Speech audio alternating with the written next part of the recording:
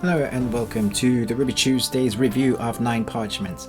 Nine Parchments has actually been out a while, since November of last year, of 2017, and we've recently been given a key to this pretty cool looking indie game, and we thought we'd give it a review. So what this is, it's a review and how to survive Nine Parchments. So Nine Parchments is a cooperative blast 'em up game of magical mayhem and from Frozen Byte.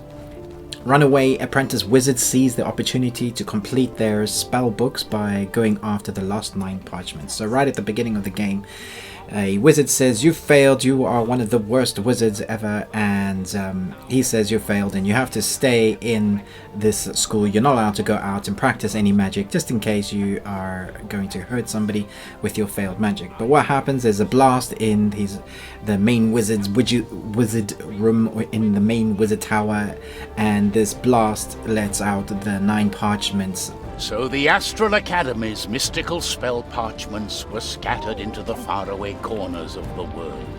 And so the trainee apprentices wizards, or little wizards, or wizards to be, go on a quest to secure the 9 parchments and at the same time get the much needed skill of using their magic out in the magical world. So you can play local player, multiplayer, you can join a game online, you can host a game. It has a host of difficulties as well: easy, normal, hard, hardcore. What I really liked about this game on first glance is that there are a whole host of things to collect. So it means that they've really thought about the longevity of the game. So as you can see, there are a bunch of spells, none of which really are available to you right at the beginning. They give you a few, and you can see that as you play you will unlock characters, you will unlock enemies, you will unlock different types of things that will help you in your game, as with most RPGs. But it looks like they've given this a lot of thought for your longevity of playing this game. So 9 Parchments combines real-time spell shooting action with RPG elements.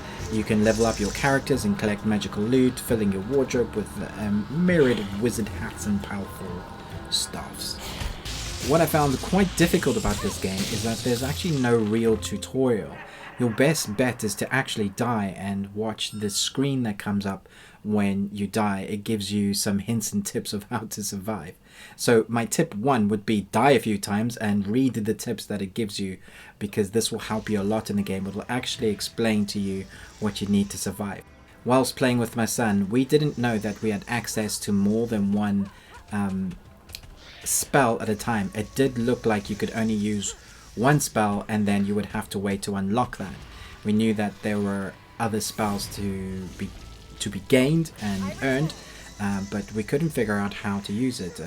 So what happened is we started experimenting, as you do with most games, and then we found a way to actually use the rest of the spells, and the game became a little bit easier once we were actually using what it had to give. Tip 2. Strategy is very key with this game.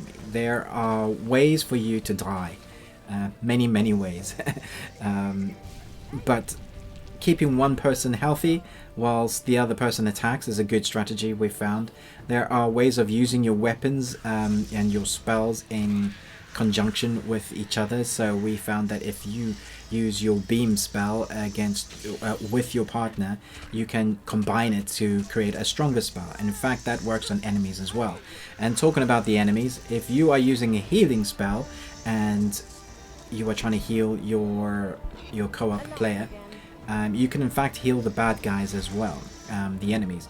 So you really got to play strategically where you're going to place it, where you're going to throw your spell, when you're going to do it. You need to be talking to your partner at all times so they know what you're doing, because you can even kill your partner, because damage to your partners is on in this game, which I thought was quite unique. Most games normally switch that off. This is a thing where if you use a bomb at your feet, if your partner or your partners are around, you are going to get hurt. Water is not your friend. there are a host of collectibles in this game that you go around looking for, that if you're a collector or a completionist, you do want to try and collect all of those. And sometimes they are in tricky, hard to reach places, but at the same time, water is not your friend and you will keep dying. In this game, you do die a lot. It's got a very kind of Dark Souls theme in that you learn by failure. Level up, as you can see, it gives you a whole bunch of things when you finish. It tells you about your damage, your friendly fire, self-inflicted, heals, enemy healed. It really goes through what you've managed to do in that level and explains what was your best or worst traits as a player. Who did the most damage, who did the most healing. So Nine Parchments is actually quite fun. It's your classic RPG game where you get to fight a whole host of enemies with various amounts of attacks and weapons and spells as you unlock as you go through the game. What really struck us about Nine Parchments is its look. It's beautiful look. It's beautiful to look at. It's really vivid in its colors and its creations. The fantasy element is so real because of the different realms and different worlds you get to go to. As you progress through different levels, you encounter different types of fantasy element bad guys and creatures, and the story unfolds. And there's a lot of rinse and repeat, obviously. That's classic RPG, but it's enough to keep you entertained. I would say though that there isn't enough collectibles though. There are very few things that actually make a difference in the game. So when you have a new start, that's great, but you get a few hats that don't actually make any difference to you. There are loot boxes, but when you open them you don't get anything of worth. Normally it's just XP to level you up, but there aren't a lot of things to collect in the world that actually is going to change or affect what happens in game.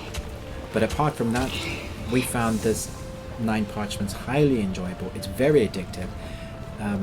For how kind of basic it is compared to other RPG games, it is surprisingly addictive, and I think that's due to the story that's intertwined, the fun story that's intertwined and revealed during the very fantastical, very vivid looking worlds that it creates. And it's a lot of fun to finally go back and beat that level or that boss that you couldn't do the first time round or the first few times round. So do stick with it. It's about 10 hours of campaign once you've played through the whole lot, and it's about £15 or $15 depending on where you buy it. We'll stick links below.